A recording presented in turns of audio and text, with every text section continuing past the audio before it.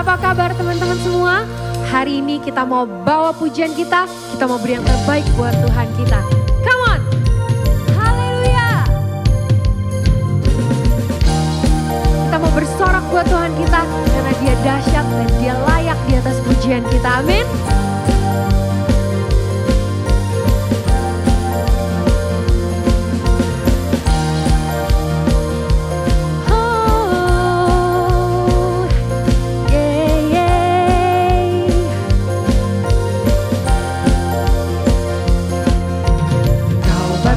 Karang yang teguh,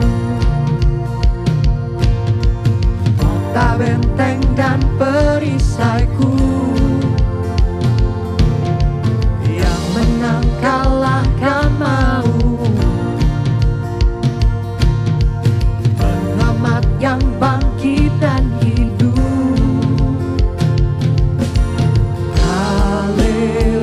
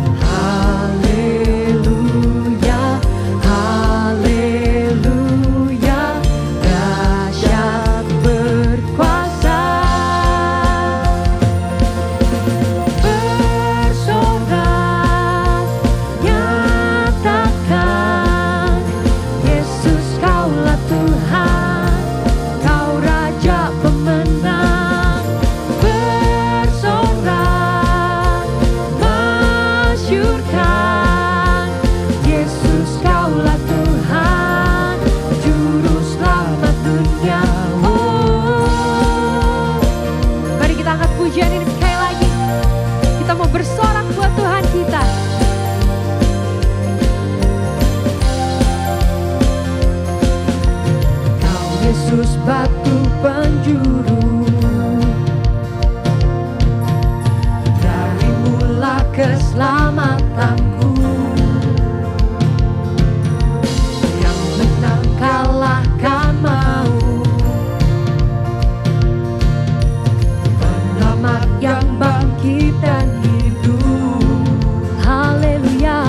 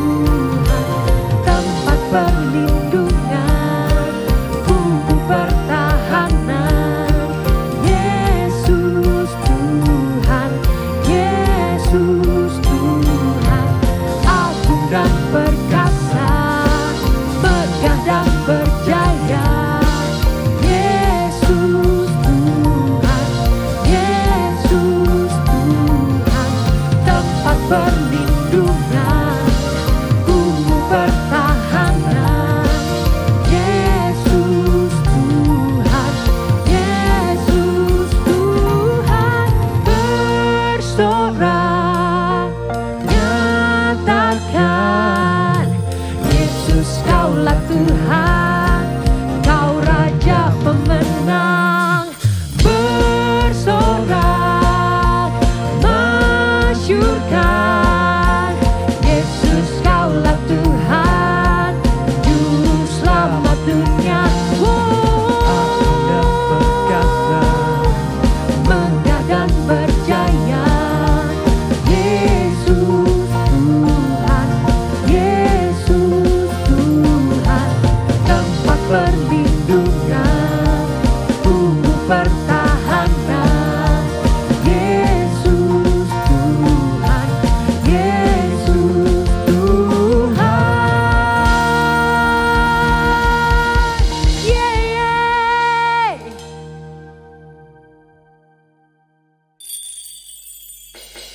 Haleluya.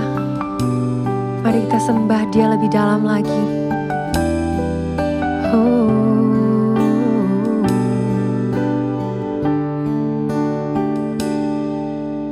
Ku tak menyerah, walau kadang ku tak mengerti. Tetap berserah, keyakinan di dalam hati. Rencana yang terbaik, semuanya datang darimu. Karena tanganmu memurnikanku, ku tetapkan hatiku untuk percaya tanpa syarat, takkan goyah. Ku tetapkan imanku untuk setia, senangkan hatimu.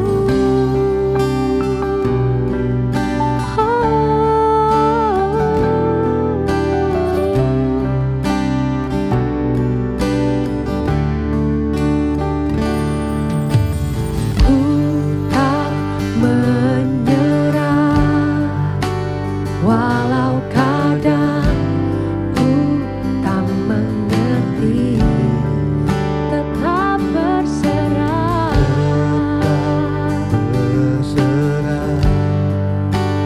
keyakinan di dalam hati.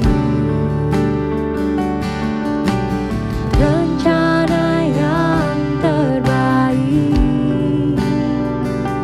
semuanya datang darimu. Karena tanganmu memurnikanku, ku tetapkan hatiku untuk percaya tanpa syarat, takkan goyah. Ku tetapkan imanku untuk setia, senangkan hatimu. Melekat padamu, selalu ada di hatimu. Melekat padamu, oh Yesusku.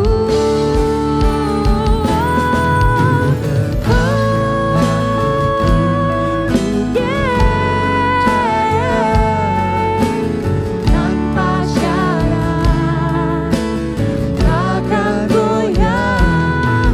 Tetapkan imanku untuk setia, senangkan hatimu.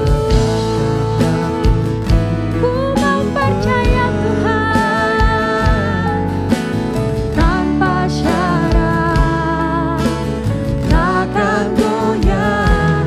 Ku tetapkan imanku untuk setia, senangkan hatimu.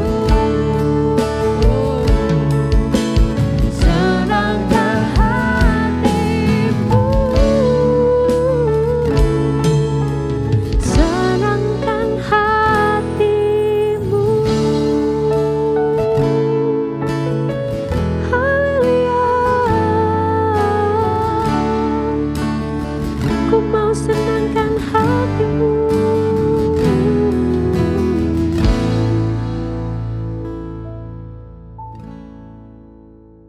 Oke, halo semuanya. Happy Sunday and welcome back to Fuse Online Service. thank you banget nih buat tim Praise and Worship ya. Tadi so blessed banget, selalu always blessed lah sekarang sama tim Praise and Worship-nya Fuse.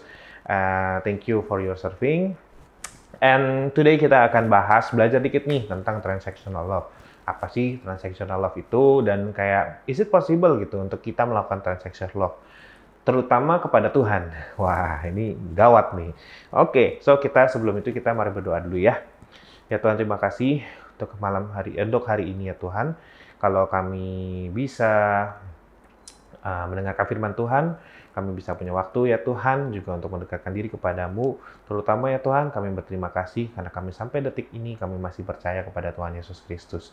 Terima kasih, kami mau belajar sesuatu pada hari ini. Biarlah dimanapun, siapapun yang mendengarkan message ini ya Tuhan, bisa dibukakan hatinya ya Tuhan, dan diberikan benih yang firman-Mu ya Tuhan, dan bertumbuh dan berkembang dalam hati mereka masing-masing. Terima kasih Tuhan, dalam nama Tuhan Yesus kami berdoa dan ucap syukur. Amin. Oke, so mari kita coba buka ayat dulu.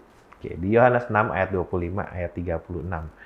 Pernah terjadi nggak sih transactional love ini gitu, terutama ada di Bible. Oke, perikopnya adalah roti yang hidup. Oke, gue bacain ya. Oke. Ketika orang banyak menemukan Yesus di seberang laut itu, mereka berkata kepadanya, "Rabi, bila mana engkau tiba di sini?" Yesus menjawab kepada mereka, "Aku berkata kepadamu, sesungguhnya kamu mencari aku. Bukan karena kamu melihat tanda-tanda, melainkan karena kamu telah makan roti itu dan kamu kenyang." Gitu.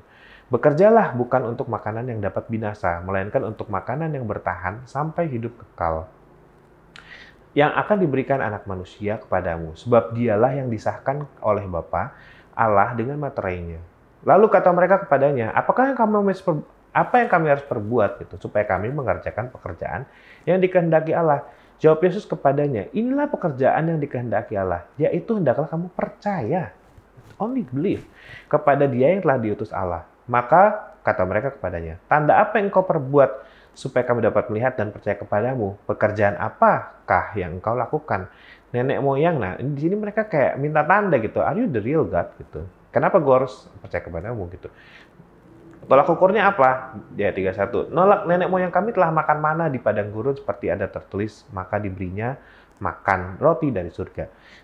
Jadi tolak ukurnya karena dia dikasih roti gitu. Something yang real dan memenuhi kebutuhan mereka pastinya. Maka kata Yesus kepada mereka, aku berkata kepadamu, sesungguhnya bukan Musa loh yang berikan roti dari surga, melainkan Bapakku yang memberikan kamu roti yang benar dari surga. Karena roti yang dari Allah ialah roti yang turun dari surga dan yang memberi hidup kepada dunia. Maka kata kepada mereka, berikanlah kami roti. Insist, tetap minta roti.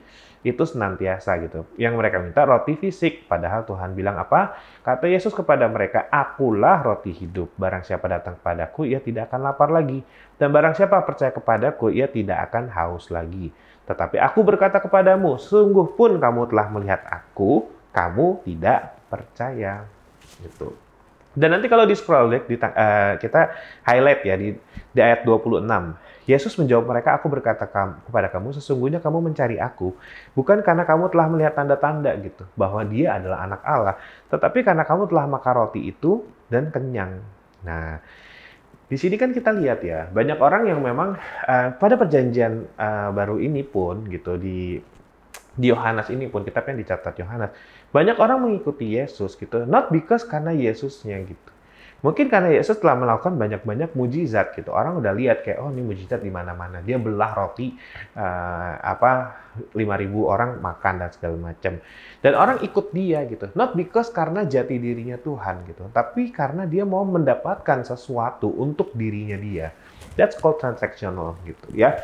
Jadi contoh, maksudnya buktinya apa? Nanti baca terus sampai ayat 66 ya. Di 66 dia tulis, jadi kan Tuhan udah bilang, kayak akulah roti yang hidup, dan orang tuh harus makan roti daripadaku. Orang harus believe kepadaku gitu. Karena, jadi dia nggak bilang dia akan kasih berkat gitu loh. Dia bilang ya, you just need to believe untuk melakukan pekerjaan Tuhan. Di ayat 66 ditulis, mulai dari waktu itu, banyak murid-muridnya mengundurkan diri dan tidak lagi mengikut dia. How ironik nggak sih kayak gitu? Kita yang hidup di zaman sekarang, mati-matian kita mau percaya kepada Tuhan Yesus, menjaga iman kita. Ini Tuhannya ada di depan mata, gitu, di depan mata. But still dia tidak mau mengikuti Yesus, malah meninggalkan Yesus. Kenapa? Cuman karena satu, karena kedagingannya tidak dipenuhi, gitu. Nah, Kita mungkin ngerasa kayak, ih silly banget ya orang kayak gitu. Tapi kita juga kadang-kadang suka begitu. Iya nggak sih? Kita kadang-kadang suka kayak mengikuti Yesus gitu. Kayak, oh ya Tuhan, aku mau believe in God. Aku mau ke gereja deh gitu. Aku beri persembahan. Aku misalnya pelayanan, bla bla bla bla. Buat apa sih kamu pelayanan? Ya supaya hidup kita lebih baik gitu. That's actually transactional gitu. Sadar atau enggak itu transactional. You give something to God, then you expect God to give you back gitu. Dan itu menurut gue transaksional. Kenapa? Is it normal? Ya as a human iya gitu. As a human ya mungkin kalau kita misalnya baik sama orang ya bisa jadi kan kita juga minta dia juga baik sama kita, benar ya gitu. Tapi ini silly-nya kita lakukan ini kepada Tuhan. Kenapa saya bilang silly? Karena mengasihi Yesus should be unconditional gitu. Kita menuntut orang, menuntut Tuhan untuk kasih kita sesuai dengan kedagingan kita. Padahal bukan dia nggak pernah kasih kita gitu. Dia udah kasih segalanya buat kita. Yang Tuhan kasih apa gitu? Kita sama-sama tahu, pasti kita di sini kalau yang percaya, Tuhan sudah mati buat kita. Pernah nggak gue tanya gitu? Pernah nggak lu punya teman? Ya saudara deh sekalipun gitu, yang mau mati buat lu gitu. Kayak, udah gue mati deh buat lu. Kayak, lu dikenain hukuman mati. Terus kayak, udah jangan dia yang mati, gue aja yang mati gitu.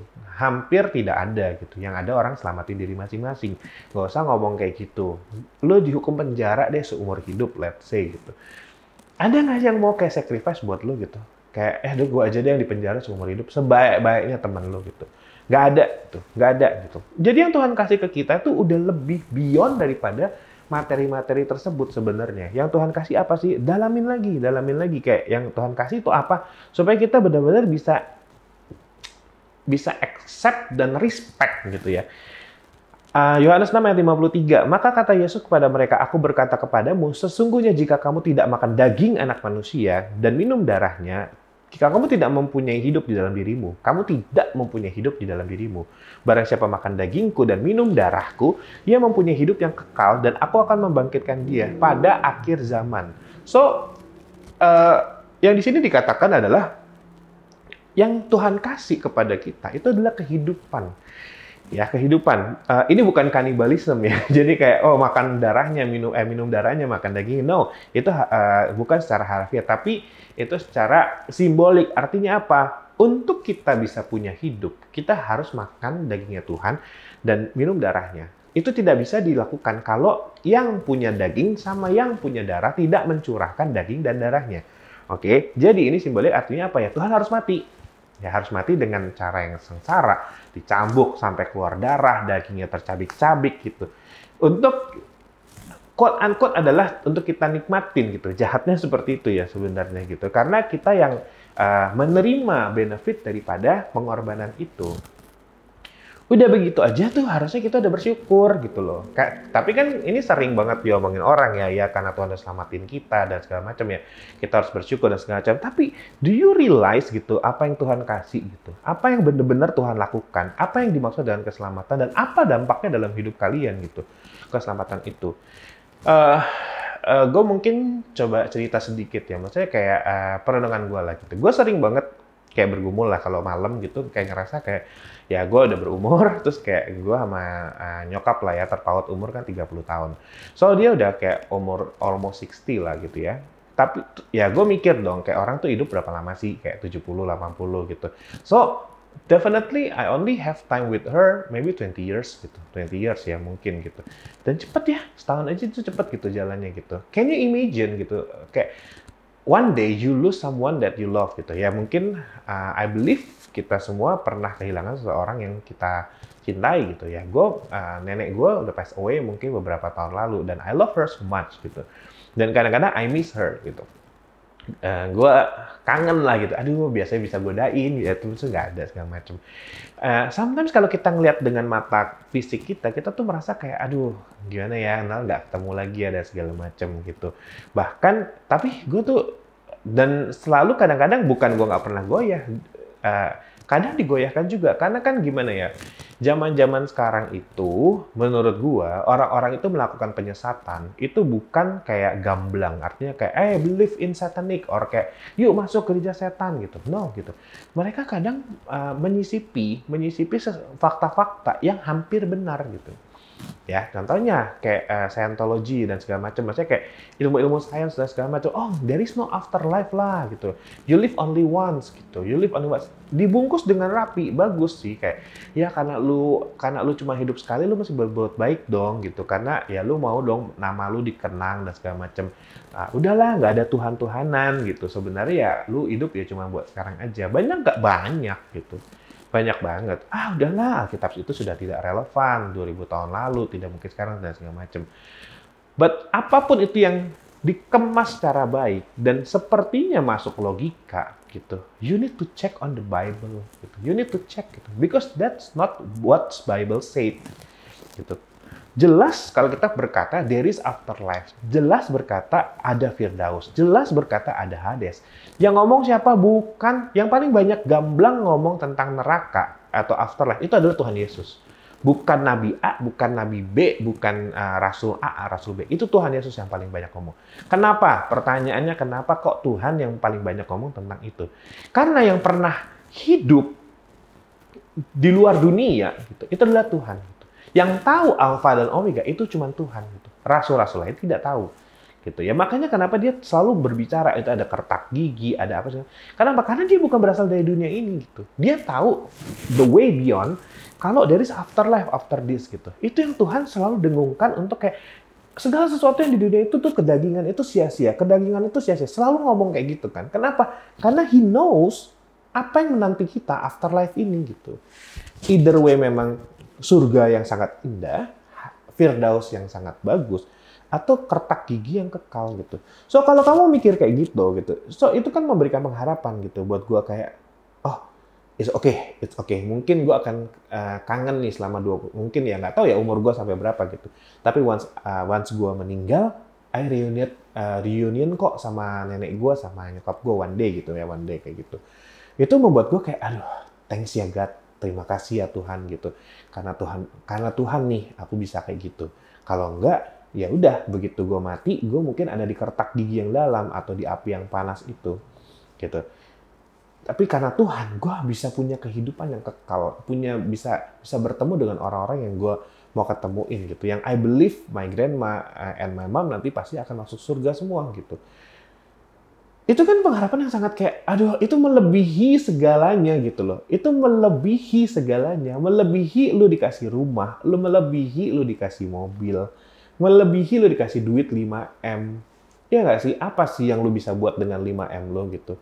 Mati lu mau ngapain gitu? Lu bikin kuburan terbesar se-Asia Tenggara. That's it. Cuman itu yang lu bisa lakuin gitu.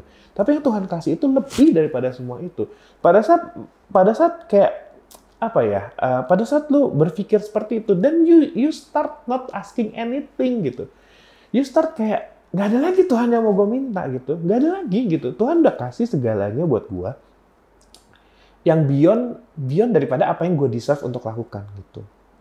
Ya, jadi janganlah serta-merta kita menyepelekan gitu arti keselamatan. Ya, Tuhan Yesus sudah mati. Ya, I know. Ya, ini fakta hidup nih, ini sekarang loh, Nil. Sekarang nih loh, gue mesti hidup nih, gue mesti makan gitu, mesti gitu. Kita selalu memikirkan hal-hal yang duniawi gitu. Ya, lu kayak ya gimana ya? Gue nggak bisa ngomong gitu ya. Maksudnya kayak tidak memikirkan hal duniawi itu tidak cuman bukan kayak gini ya, bukan. Oh ya kan, mungkin orang kaya aja tuh yang bisa mikir kayak gitu. Ya orang-orang yang berkelebihan yang bisa mikir kayak kasih karunia Tuhan tuh cukup karena dia yang nggak kesusahan di dalam dunia ini. No, it's a character gitu. It's a paradigm. Itu paradigma. Kalau mau kita kaya sekalipun triliuner, tapi kalau lu nggak punya paradigma yang benar, you still have a transactional love gitu. Lu still demand Tuhan untuk memberikan lu gitu. No matter what, trust me gitu. Nggak ada hubungannya gitu kekayaan lu atau status sosial lu sekarang gitu dengan keyakinan lu kepada Tuhan. No gitu. Orang yang tajir banget pun bisa murtad. Gimana ya? I have money, I have a lot of things, I have a lot of power. Apalagi gunanya Tuhan? Benar nggak? Tapi Tuhan bilang semua itu sia-sia. Makanya Tuhan bilang gitu. Ini masih di Yohanes 6 ayat 65. Itu kayak menjawab banyak hal. Dia berkata, sebab itu kukatakan kepadamu tidak seorang pun datang kepadaku kalau Bapa tidak mengaruniakannya kepadanya. That's how amazing gitu. Kayak Tuhan kasih karunia buat kita untuk kita percaya Tuhan. But that's the fact. Lu pikir gampang untuk percaya Tuhan gitu. Kamu pikir kayak gampang gitu untuk dengan kehidupan kedagingan kita mengucap itu gampang gitu ya kalau kita percaya Tuhan. Tapi do you really believe in God? Gitu. Dan itu gak gampang. Tuhan itu tidak ada di kita secara kasat mata. Gitu. We only feel it gitu. Kita belajar dari testimoni-testimoni di Alkitab untuk mempercaya Tuhan Yesus ada. Dan we believe. Tapi itu nggak bisa dengan kekuatan kita sendiri. Even we choose to believe God, itu nggak bisa dengan kekuatan sendiri. Trust me, kalau Roh Kudus yang nggak aktivasi di dalam hidup lu, kalau nggak Tuhan yang karuniain kepada lu nggak bisa. Tapi good newsnya, Tuhan itu bukan Tuhan yang jual mahal. Bukan yang kayak Tuhan aku mau percaya kepadamu. Terus dia bilang, nanti dulu. Pilih-pilih dulu deh yang mana nih. Yang tajir yang mana. Oh yang ganteng yang mana. Baru gua kasih karunia. No. Mintalah maka engkau akan diberi. Ya kan? Jangan minta mobil gitu. Mintalah keselamatan. Minta Tuhan bantu aku untuk mengerti ya gitu. Bantu aku untuk mengerti seberapa besar kasih-Mu di dalamku. Seberapa besar Tuhan pengorbanan Tuhan. Bantu aku Tuhan untuk mengerti. Karena without Holy Spirit, you will not understand gitu. Menurut gua begitu. Ya jadi kayak buktinya apa Niel gitu. Kamu pikir Injil ini nggak pernah disebarkan ke semua orang? Semua orang banyak yang dengar, ya nggak sih? Banyak yang dengar kayak Tuhan itu juru selamat, Tuhan itu. Semuanya percaya nggak? Semua yang dengar percaya nggak? Tidak. Gitu. Banyak yang nggak percaya. Gitu. Banyak yang malah justru kayak mencibir ataupun kayak nggak mau gitu. Bahkan orang yang sudah percaya pun bisa nggak left out dari Tuhan gitu? Bisa left dari Tuhan? Bisa. Ya kan? Banyak gitu yang kayak, udahlah ngapain sih Tuhan-Tuhanan? Nggak ada waktu lah.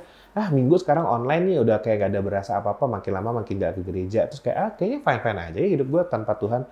Ada nggak? Ada. Gitu. So, kita semua yang ada di tempat ini, pikir ulang deh. Kalau misalnya kita merasa kita mengasihi Tuhan itu adalah decision kita sendiri gitu. Atau kayak benar-benar kayak atas kekuatan kita sendiri, pikir ulang deh gitu. Even untuk kita mengasihi Tuhan aja, kita perlu bantuan Tuhan loh. Hebat nggak? Ya, jadi apalagi yang kita mau transaksionalin gitu. Kalau udah semuanya yang Tuhan ada pada kita aja Tuhan yang kasih gitu. So harusnya kita mengasihi Tuhan tuh unconditionally. Kenapa? Karena malu guys menurut gua kalau kita masih bisa transaksional kepada Tuhan gitu. Tuhan itu waktu kasih tubuh dan darahnya ke kita itu unconditionally. Artinya apa? Dia nggak ngeliat kamu siapa gitu. Dan setiap orang yang dengar sharing hari ini gitu, dia selamatin bukan cuma buat gua, bukan buat cuma orang views. Semua kalian yang dengar ini, itu dia actually selamatin buat kalian gitu. Tinggal kalian aja yang mau pilih, kalian mau atau enggak. Jangan merasa kayak, aduh aku kotor, atau no. Justru dia itu selamatin buat orang-orang kotor kayak kita gitu. Kalau kita orang-orang suci semua, ngapain Tuhan datang gitu? Ngapain? Kita semua udah bisa selamatin diri sendiri masing-masing dong, ya nggak sih? Karena orang-orang kotor kayak kita, Tuhan Yesus datang. So start believe in Him gitu. Apapun yang sekarang kalian lagi lakukan, apapun yang kalian merasa mungkin aku udah jauh dari Tuhan, aku udah lama nih kayaknya gak ada. Balik lagi aja gitu. Tuhan nggak mungkin yang kayak najis lu gitu. Enggak, Tuhan nggak kayak gitu. Kenapa? Waktu dia di kayu salib pun kita tuh najis gitu. Bukan karena kita hebat, bukan karena kita udah kasih persepuluhan atau per-20-an atau per-30-an. Enggak. Kita masih najis aja Tuhan mati buat kita gitu. Masakan sekarang lu datang ke Tuhan tolak lu? Nggak mungkin gitu gue bilang. Jadi datanglah kepada Tuhan. Ya. Dan mungkin perumpamaan kisah terakhir yang gue bagiin adalah ke 10 orang kusta. Ini ada di Lukas 17 ayat 11. Ya, dalam perjalanannya ke Yerusalem, Yesus menyusur ke perbatasan Samaria dan Galilea. Ketika itu ia masuk, ada 10 kusta menemui dia dan berdiri agak jauh. Dia berteriak, "Yesus, Guru, kasihanilah kami." Lalu ia memandang mereka dan berkata, "Pergilah, perlihatkan dirimu kepada imam-imam." Gak even dijamah loh, cuma disuruh pergi, perlihatkan diri kepada imam-imam. Sementara mereka tengah jalan, mereka menjadi tahir. Seorang dari mereka melihat bahwa ia telah sembuh. Gue sembuh nih. Terus dia balik ke Tuhan untuk memuliakan Tuhan dengan suara nyaring. Tersungkur di depan kaki Yesus dan mengucap syukur kepadanya. Orang itu adalah seorang Samaria yang notabene bukan Yahudi. Ini bukan perumpamaan, ini kisah nyata. Ya, jadi beda ya. Ini bukan Tuhan yang ngomong melalui perumpamaan. Ini beneran terjadi gitu. Dan Samaria itu terjadi. Terus Tuhan Yesus bilang, loh, tadi ada 10 kan 10-10 jadi tahir gitu. Yang 9 lagi kemana gitu. Nggak ada yang datang memuliakan Allah selain daripada orang asing. Orang asing karena Tuhan itu Jewish.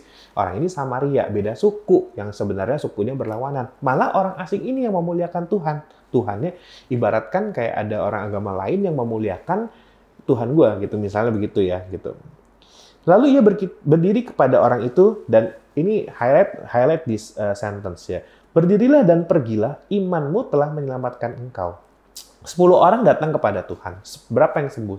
10 yang sembuh. Yang selamat berapa? Cuman 1 guys. Gitu. Cuman 1. Yang 9 tuh nggak dikatakan dia selamat gitu. Dia cuma sembuh aja gitu. Yang gue bisa bilang berarti apa? Dari 10 orang, 10-10-nya dapat roti dunia. Gitu. Ya, roti dunia artinya dia dapat kesembuhan. Tapi yang dapat roti hidup cuma 1. Yang 9 nggak dapat roti yang hidup. Tapi dia berasa dia selamat gitu. Padahal ya dia hanya disembuhkan. Ya, jadi yang mau gue bilang di sini belajar apa? Keuangan kita, kesehatan kita, jangan menjadi tolak ukur keselamatan kamu gitu. Jadi jangan orang berkata kayak, oh gue tuh udah gue udah kaya gitu, gue udah baik-baik aja hidup gue gitu, gue berkuasa, gue terkenal kok, gue segala macem lah, gue disukain banyak orang dan segala macam. Tapi gue nggak pernah tuh kenal Tuhan gitu. Gue nggak pernah tuh kayak, ya gue kenal Tuhan sih dulu. Tapi ya menurut gue nggak relevan lah. Ini usaha gue sendiri. Toh fine-fine aja. Gue nggak ke gereja. Gue tetap diberkatin. Gue nggak kasih perpuluhan, nggak kasih persembahan, nggak kasih apapun. Juga toh gue diberkatin gitu. Hey, belum tentu Anda selamat gitu. Belum tentu Anda itu masuk ke dalam 1 orang kusta yang disembuhkan. Jangan-jangan kamu cuma 9 orang kusta yang disembuhkan. Yang cuma dapat roti dunia. Ya, seorang bapak itu tidak menghajar anak orang lain gitu. Kalau lu anak tetangga, lu nggak akan dihajar. Jadi justru gue malah bisa bilang takutlah gitu dan bergetarlah gitu. Kalau lu merasa hidup lu baik-baik aja, padahal lu jauh dari Tuhan gitu. Dan itu menurut gue itu kayak ketakutan yang paling dalam ya gitu menurut gue untuk sampai bisa nggak Tuhan kasihi, nggak Tuhan hajat, Tuhan udah nggak peduliin kita gitu. Kasih berkat kasih gitu. Ini orang kusta sembuhin gitu, sembuhin aja nggak ada masalah buat Tuhan. Karena Tuhan bilang apa? Yohanes 6 ayat 63, rohlah yang memberi hidup. Daging itu sama sekali nggak berguna. Perkataan-perkataan yang kukatakan kepadamu adalah roh dan hidup. Tapi di antara kamu ada yang tidak percaya, sebab Yesus tahu dari semula. Daging itu sama sekali nggak berguna. Jadi kesehatan, keuangan, kekayaan, ketenaran, menurut Tuhan tuh daging gitu. I can give it to you, nggak masalah gitu. Tapi keselamatan itu yang berguna, yang daging sama sekali nggak berguna Tuhan bilang gitu. Kenapa? Kenapa Tuhan bisa ngomong gitu? Karena kacamatanya Tuhan Yesus tuh panjang. Kita tuh segini doang loh. Kita segini nih kacamatanya. Cuman 80 tahun lah gitu ya. 80 tahun. Dan kita merasa apapun yang 80 tahun kita punya itu berharga dan itu satu-satunya. Tuhan bilang, hey, dari sini masih ada panjang lagi nih ke sini nih gitu. Apa yang lu punya di sini nggak guna. Nggak helping lu sampai ke sini. Nggak. Terus ini tuh eternity lagi. Kayak selamanya lagi. Set gitu. Makanya Tuhan bilang, yuk, cari yuk. Jangan fokus sama, kan Tuhan bilang kan, jangan fokus sama roti-roti dunia yang nggak bersifat kekal. Gitu. Apakah artinya kita yaudah nggak usah kerja gitu? Loh, jangan loh. Lu juga mesti hidup kan, 80 tahun ini tetap lu mesti hidup kan gitu. Lu tetap kerja, tapi fokus lu nggak cuman ini gitu loh. Dan itu membuat kita, kalau lu mengerti hal itu, menurut gua harusnya lu berubah gitu loh. Kayak harusnya kita lah, nggak usah lu. Gue pun juga harusnya berubah. Kita udah jangan lagi hitung-hitungan sama Tuhan. Malu guys, malu banget gitu loh. Kayak kita tuh malu banget lah. Kayak anak kecil lah, kita jadi orang tua. Misalnya kita jadi orang tua ya, kita punya anak, kita udah sekolahin, kita kasih rumah, tempat tinggal gratis, pakaian segala macam gitu. Tiba-tiba anak ini bilang gitu, I want candy, I want candy dad gitu. Loh, kamu lagi sakit gigi, jangan dulu. No, I want candy now. Karena nggak kasih candy, dad nggak love gue lagi dah gitu. Dad udah nggak love saya lagi dah. Udahlah, gue mau keluar aja dari rumah lah. Gue kayak, nah, kita kan mikir gitu kan lucu ya, karena anak kecil mungkin ya. Kayak, ya anak kecil gitu. Kayak, lu nggak tahu segala sesuatu yang lu punya, itu udah dari bapak lu gitu. Cuman karena candy yang menurut lu baik buat lu, dan lu nggak mau, terus lu ngambek gitu. Lu merasa bapak lu jahat gitu. Tapi seberapa banyak dari kita yang jadi anak itu? Ya kan, Tuhan nggak kasih nih, kok project gue digagalin sih Tuhan. Kenapa Tuhan kok gue bangkrut gitu? Katanya gue anak Tuhan. Kok gue bisa mengalami kegagalan? Katanya kepala bukan jadi ekor. Tapi kok gue gini, kok gue gitu, kok gue gini, kok gue gitu. Yang akhirnya, amit-amit, you guys decide untuk nggak lagi percaya sama Tuhan. Nah, do you think that it's God's loss? Gitu. Kalau kita pikir ya, itu Tuhan sedih nggak? Tuhan sedih. Tapi yang lebih ngalamin sengsaranya siapa? Tuhan apa kita sebenarnya? Coba dipikir lagi ya, gitu. Jadi janganlah apa-apa kita segala sesuatu kita mau terima yang baik-baik aja gitu. Nggak mau terima proses dari Tuhan. Kita nggak mau lah diproses untuk menjadi orang lebih baik. Ada tantangan dikit kita ngambek, gitu kan. Nggak sesuai dikit sama yang kita minta, kita ngambek gitu. Ayub 2 ayat 10, tetapi Ayub jawab kepadanya, engkau berbicara seperti perempuan gila. Ini pada waktu istrinya suruh dia menyangkal Tuhan. Apakah kita mau menerima yang baik dari Allah, tapi tidak mau menerima yang buruk? Gitu. Dalam kesemuanya itu, Ayub tidak berbuat dosa dalam bibirnya. Ya, that's the unconditional love gitu loh. Tuhan udah kasih kita, udah cinta kita unconditionally. Tapi kita balas Tuhan dengan transactional love kita. Jadi kalau dengan kayak gini, kita harusnya sudah berubah ya. I'm expecting by you guys dengerin firman ini adalah, you guys, kita punya paradigma yang berubah gitu. Kita nggak lagi melakukan sesuatu untuk Tuhan just because we want to get something from God gitu. Tapi rubah cara pikir lu. Kita sudah, tapi kenapa? Kalau gitu kita nggak usah ngapa-ngapain ngunil gitu. Lu gini, kita udah dikasih semuanya. Udah dikasih semuanya gitu loh. Yang kita bisa lakukan apa sih buat Tuhan gitu. Pikir itu aja gitu. Pikir, Tuhan tuh baik banget ya sama aku ya gitu. Apa ya Tuhan yang aku bisa kasih? Aku nggak bisa kasih apa-apa gitu. Hartaku kujual semua pun, hartaku aja dari Engkau gitu. Iya nggak sih gitu. Yang kita bisa kasih apa ya? Ucapan syukur kita berterima kasih pada Tuhan, kita datang kepada Tuhan seperti satu orang khotbah tadi, datang kepada Tuhan, memuliakan Tuhan. Jadi lu ke gereja, lu berdoa, itu bukan untuk mancing berkat Tuhan. Bahkan lu kasih persembahan, itu bukan untuk membuka tingkap-tingkap langit supaya tercurah kepada lu gitu. Kalau itu tujuan lu, jangan kasih persembahan. Tapi rubah cara pemikirannya gitu. Kayak Tuhan udah kasih gue berkat. Tuhan udah kasih gue seluruh harta gue ini dari Tuhan nih sebenarnya. Apa ya Tuhan yang bisa gue kasih kepada Tuhan? So I give persembahan bukan karena gue merasa kayak, oh ini pajak nih 10% gue kasih ke Tuhan. Bukan gitu. Tapi gue mengerti bahwa gue nggak bisa nih spread the gospel by myself. Nggak bisa. Lembaga yang ditunjuk Tuhan adalah gereja gitu. Ya sudah, gue kasih ke gereja. Just bilang, Tuhan, cuman ini yang gue bisa kasih. Seenggaknya ini ngebantu loh Tuhan gereja ini untuk menyebarkan Injil supaya orang makin banyak kenal Tuhan gitu. Itu aja pemikiran lu pada saat lu mengasih persembahan. Jadi nggak usah pikir nanti gerejanya korupsi dan segala macam. Itu urusan mereka, bukan urusan kalian gitu. Jangan jadiin itu alasan untuk kalian jadi pelit gitu. Ya, jadi kalau kasih persembahan apa, mau 1/10, mau 1/20, hati lu yang tahu mana yang lu rela. Dan pada saat lu memberi, tujuannya harus jelas. Bukan karena kayak, pajak nih Tuhan, supaya gue nanti diberkati. Jangan-jangan gue nggak ngasih persembahan, gue di stop lagi keuangan gue, nanti gue jadi susah. No, bukan karena itu. You give just to kayak, Tuhan ini aku mau memberkati gereja Tuhan. Supaya nama Tuhan tuh makin disebarkan gitu. Makin banyak. Gereja butuh dana, I know gitu. Butuh dana. Jadi kasih ya udah untuk menyebarkan nama Tuhan. Supaya makin banyak Tuhan yang percaya sama Tuhan. That's the least thing yang gue bisa lakukan untuk membalas kasih engkau gitu. That's it gitu. Dan I start glory you. I start praise you. I start kayak doa kepadamu. Buat apa? Buat mendekatkan diri. Ini masa ada orang ngasih hidupnya buat elu dan lu nggak mau tahu sama sekali tentang orang itu. Gitu. Itu kan lucu ya gitu. Jadi janganlah kayak, gue worship God nih, supaya nanti, kalau orang worship God ini, sampai berbahasa roh lah kalau bisa, sampai bergetar-bergetar gitu. Nah makin kita bergetar, makin dibukain tuh pintu berkat. Wah kalau udah itu benar-benar transactional love. Dan pada saat transactional love terjadi, trust me nggak ada berkat di dalam itu. Gitu. Kita tuh nggak bego ya, sebagai manusia kita nggak bego, apalagi Tuhan gitu. Kita tahu orang-orang tertentu yang mendekat kepada kita, cuman karena mau take advantage sama kita. Ya kan, kita sebagai manusia. Apalagi Tuhan, dia tahu isi hati kamu. Dia tahu isi pikiran kamu. Oke, so I think itu aja yang hari ini kita bisa share. Yuk rubah cara pikir kita. Bukan lagi tentang apa ya yang Tuhan bisa kasih ke kita.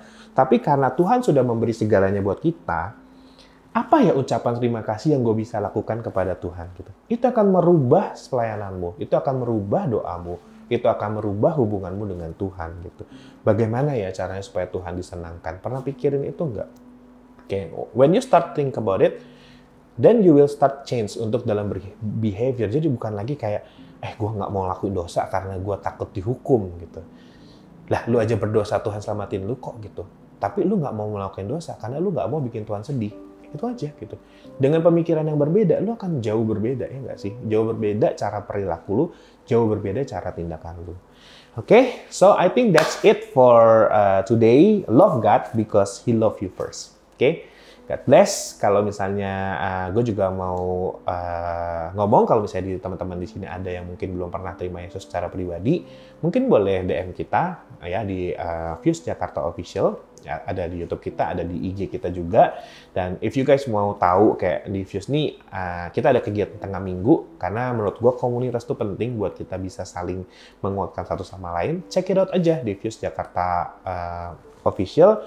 Di IG kita juga ada, yang mana yang paling dekat buat kalian. Dan yang terpenting ya kita bertumbuh bersama, dan kita mempelajari Alkitab bersama, supaya kita saling diingatkan dan jangan sampai tersesat gitu. Jangan sampai lu menjauh dari Tuhan. Itu aja sih. Oke, so I close with prayer ya. Terima kasih Tuhan untuk hari ini. Kalau kami bisa belajar sesuatu, biarlah ya Tuhan, Engkau yang sempurnakan ya Tuhan setiap firman-Mu ini ya Tuhan, agar tertanam dalam hati kami. Terima kasih. Ajar kami untuk nggak lagi transaksional. Ajar kami ya Tuhan untuk lebih lagi unconditionally ya Tuhan dalam mengasihi-Mu ya Tuhan. Terima kasih ya Tuhan, maafkan kami kalau kami selama ini sudah bersalah. Biarlah ya Tuhan, Engkau yang bangkitkan kami, dan ingatkan kami lagi ya Tuhan untuk kami mendekat kepadamu. And we love you God, we love you Jesus. Terima kasih buat segalanya ya Tuhan. Hanya dalam nama Tuhan Yesus kami berdoa dan ucap syukur. Amin. Have a blessed Sunday.